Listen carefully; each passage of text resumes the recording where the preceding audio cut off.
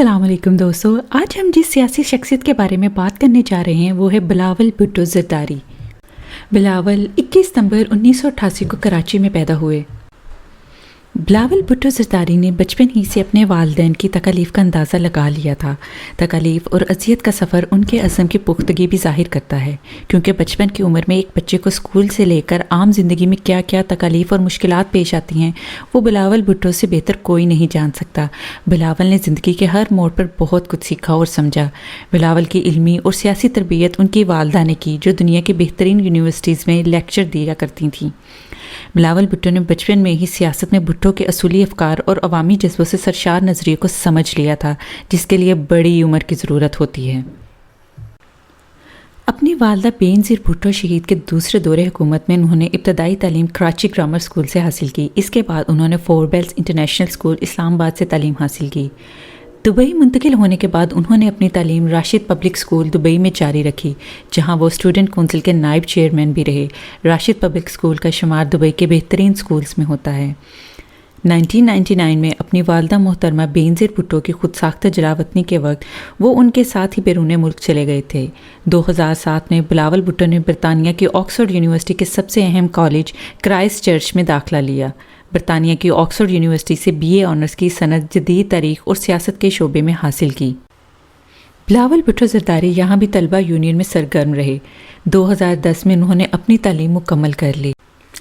27 दिसंबर 2007 को रावलपिंडी में एक इंतखाबी जलसे से खिताब के बाद इस्लामाबाद जाते हुए बेनज़ीर भुट्टो बम हमले में शहीद हो गईं। इस वाक़ये को बिलावल भुट्टो ज़रदारी ने चैलेंज समझकर कबूल किया और अपनी वालदा के इस नामुकम्मल सियासी सफ़र को मुकम्मल करने का अहद कर लिया। तालीम मुकम्मल करने के बाद बिलावल भुट्टो ज़रदारी 2011 में वतन वापस आए और सियासी मामलात में बढ़ चढ़कर हिस्सा लिया। उन्होंने 2012 में बाकायदा तौर पर कराची के एक बहुत बड़े जलसे से अपने सियासी सफ़र का आगाज़ किया।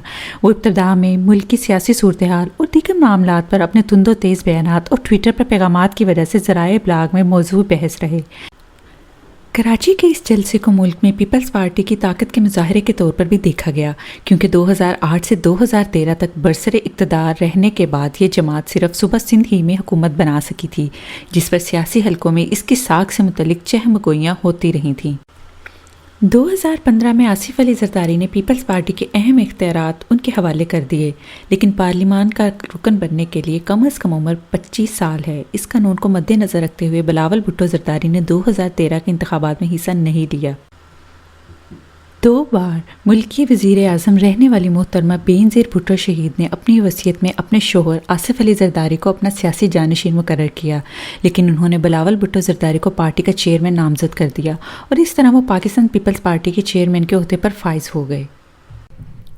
बिलावल भुट्टो के सियासी नज़रियात में जो चीज़ें शामिल हैं उनमें कुछ इस तरह से है: जमहूरियत की बका और इस्तेहकाम, इंतखाबी नारा रोटी कपड़ा और मकान, मज़दूरों की आवाज़, तबकाती निज़ाम के ख़िलाफ़ अवाम की खिदमत, इस्लाम हमारा मज़हब, जमहूरियत हमारी सियासत, सोशलिज़म हमारी मईशत और अवाम हमारी ताकत है। इसके अलावा ये अक़लियतों और ख़वातीन के हकूक़ के भी हामी समझे जाते हैं। बिलावल भुट्टो ज़रदारी अपनी वालदा शहीद बेनज़ीर भुट्टो की वफ़ात के बाद 30 दिसंबर 2007 को पाकिस्तान पीपल्स पार्टी के सरबराह नामज़द हुए। उनका नाम बिलावल अली ज़रदारी से तब्दील करके बिलावल भुट्टो ज़रदारी कर दिया गया। बिलावल भुट्टो ने सियासत के मैदान में अपने नाना जुल्फ़कार अली भुट्टो का असर कबूल किया, इनकी तिरिस्माती शख्सियत और अंदाज़े बयान को अपनाया और इनके अपने नाम के साथ भुट्टो का नाम जोड़कर पाकिस्तान पीपल्स पार्टी की फ़िक्र और सोच को आवाम तक मुंतकिल करने का बेड़ा उठाया। बिलावल भुट्टो की पीपल्स पार्टी के चेयरमैन के ओहदे पर तैनाती को मुल्क के जमहूरी हलकों ने अच्छी निगाह से नहीं देखा, क्योंकि मुल्क की सबसे बड़ी जमहूरी कुव्वत होने के नाते पीपल्स पार्टी को अपने सरबराह का इंतखाब जमहूरी तरीके से करना चाहिए था। दूसरी जानिब पीपल्स पार्टी के आला हलकों का कहना था कि बेनज़ीर भुट्टो ने अपनी वसीयत में इंतकाल के बाद आसिफ अली ज़रदारी को जमात की क़यादत देने का मुतालबा किया था, लेकिन उन्होंने क़यादत का बोझ बिलावल के कंधों पर डाल दिया। सियासत में शमूलियत के बाद उन्होंने चंद बड़े जलसों में शिरकत की।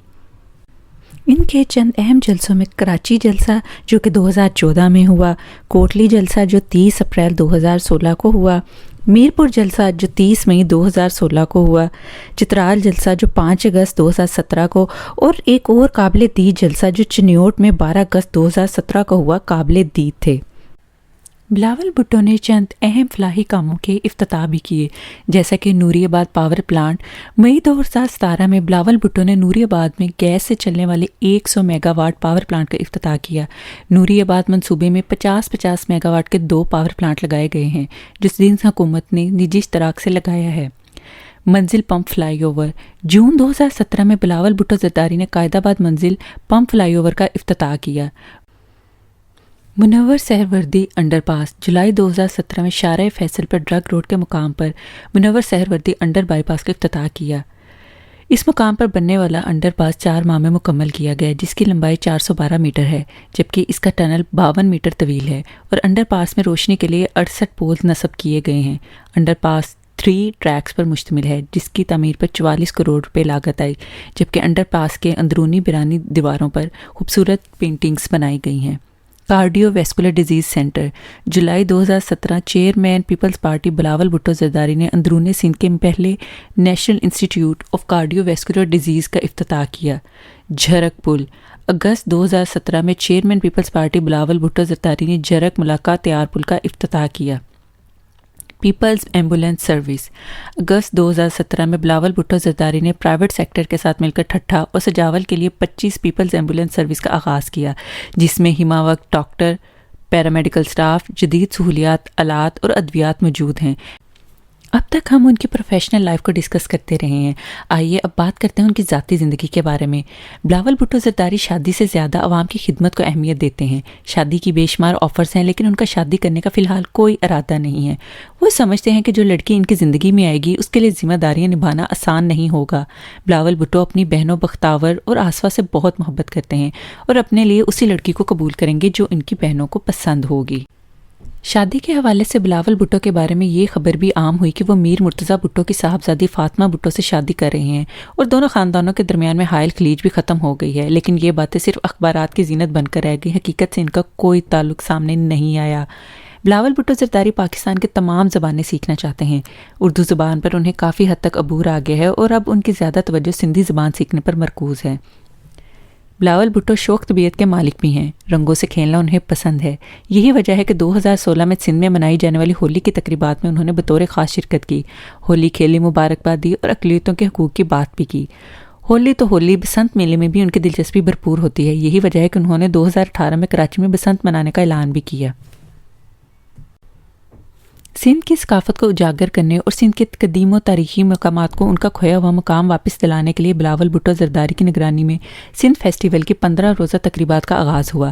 افتتاحی تقریب لاڑکانہ کے قریب تاریخی ورثے موئنجو دڑو کے مقام پر ہوئی۔ تقریب میں بلاول بھٹو زرداری، ان کی ہمشیرہ بختاور بھٹو زرداری اور آسفا بھٹو زرداری نے شرکت کی، جبکہ شرکاء کے بیٹھنے کے لیے موئنجو دڑو کے تاریخی ورثہ کے سامنے لکڑی سے 80 فٹ چوڑا اور 50 فٹ لمبا اسٹیج تیار کیا گیا، جبکہ موئنجو دڑو کے مختلف حصوں میں رنگ برنگی لائٹس بھی لگائی گئیں۔ دوستو، کیسی لگی آپ کو آج کی ویڈیو؟ کمنٹ باکس میں ضرور بتائیے گا۔ لیٹسٹ ویڈیو کی اپڈیٹ کے لیے ہمارے چینل کو سبسکرائب اور بیل آئیکن کو ہٹ کرنا بالکل مت بھولیے گا۔ نیکسٹ ویڈیو تک کے لیے اللہ حافظ۔